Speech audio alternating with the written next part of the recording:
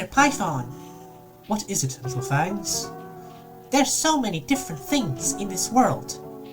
They seem so different and act so differently.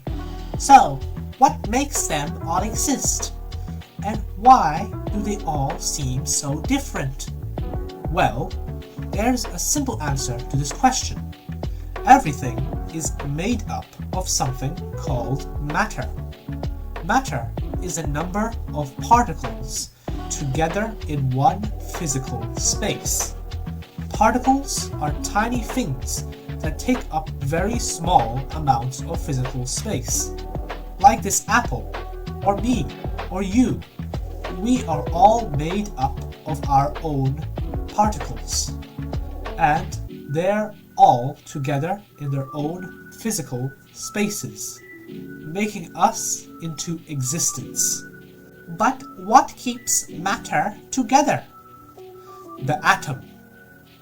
Atoms are so small they can only be seen through a transmission electron microscope, or a TEM, a specialized microscope.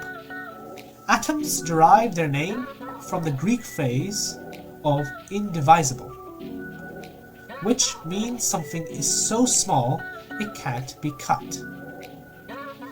There are three main matter particles, fermions, that build up an atom: positively charged protons, negatively charged electrons, and neutral neutrons. Electrons and protons share equal opposite charges. These three are combined together in something called an atom.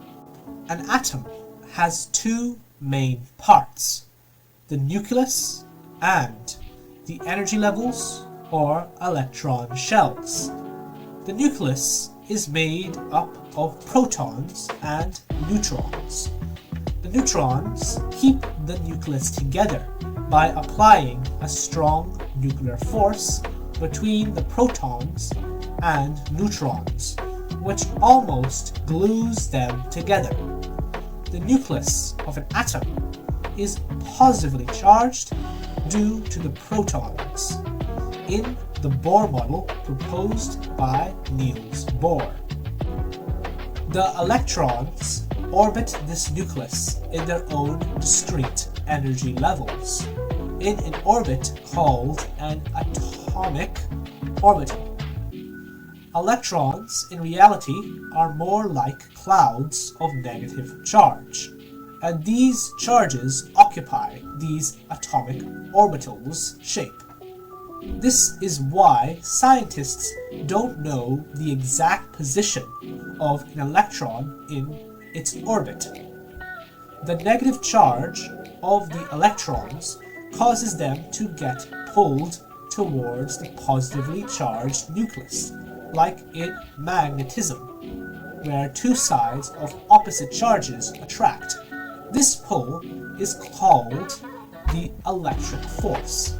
That's why the electrons are orbiting the nucleus. That's really informative, Mr. Python. Yes, and now you know.